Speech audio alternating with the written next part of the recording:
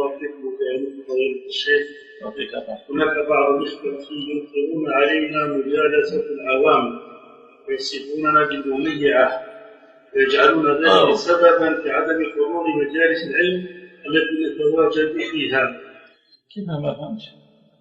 يعني هذا يعني حكموا عليهم لأنه مميع وبعد هذول الإخوة المميعة على قولهم إذا حضروا مجلسهم ما يحضروش مجلس عندهم. مجالس العلم اللهم مميع. لا إله إلا الله سبحان الله، هذا ضلال مبين يا أخي. طيب أنت يعني أنت تحضر في المجلس اللي يكون أهله معصومون ولا كيف؟ ها ما هوش مميع، هاو سيء الخلق، هاو ما أدري وش وين هذا؟ حتى لو كان مبتدعا يحضر مجلسا تحرم نفسك من هذا الخير لأجله. يا إخوان اتقوا الله في أنفسكم. هذا ما أدري، الإنسان ما يجوزلوش يتصرف تصرف ليس له فيه إمام. ارجعوا إلى مشايخكم في مثل هذه المسائل، إذا المشايخ أقروكم على هذه التصرفات والأعمال، ولا أظن عاقلا يقر بمثل هذا، حين ذاك على الأقل لكم إمام أو فتوى. أولا من أين أتيتم بعدم جواز مجالسة العوام؟ لازم نفرق بين المجالسة والمصاحبة. الإنسان إذا جلس مع عوام يذكرهم بالله وينصحهم هذا فيه خير عظيم. إذا جلس مع عوام لمصلحة بينه وبينهم هذا فيه منفعة له. ليش هذه الأحكام؟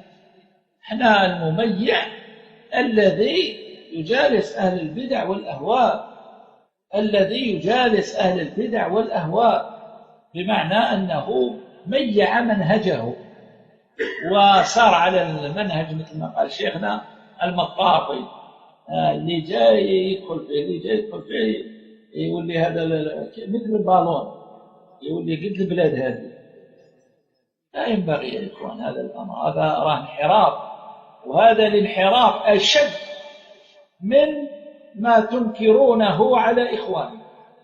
هذا جالس العوام قد يكون أحدهم في هذا الدين، ونعرف إخوة هكذا هذه اللي يحب يجالس العوام ناصحا لهم، والله جل وعلا نفع إخواننا هؤلاء نفعا عظيما، وعوام استقاموا والتزموا.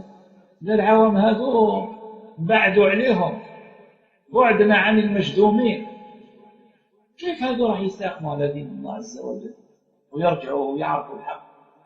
والنبي صلى الله عليه وسلم قال الذي يخالط الناس ويصبر على أذاهم خير من الذي لا يخالط. لا ينبغي أن تحدثوا منهجا من عند أنفسكم يا إخوان.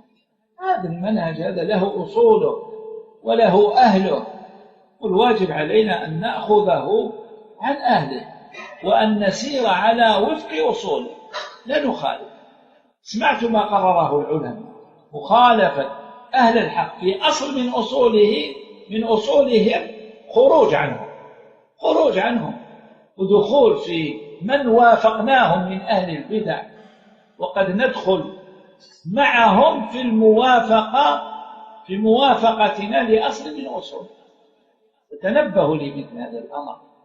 الغلو مرفوض يا إخوان، الغلو مرفوض، وهذا من الغلو. صلى الله أن يوفقنا وإخواننا لما يحبه ويرضى.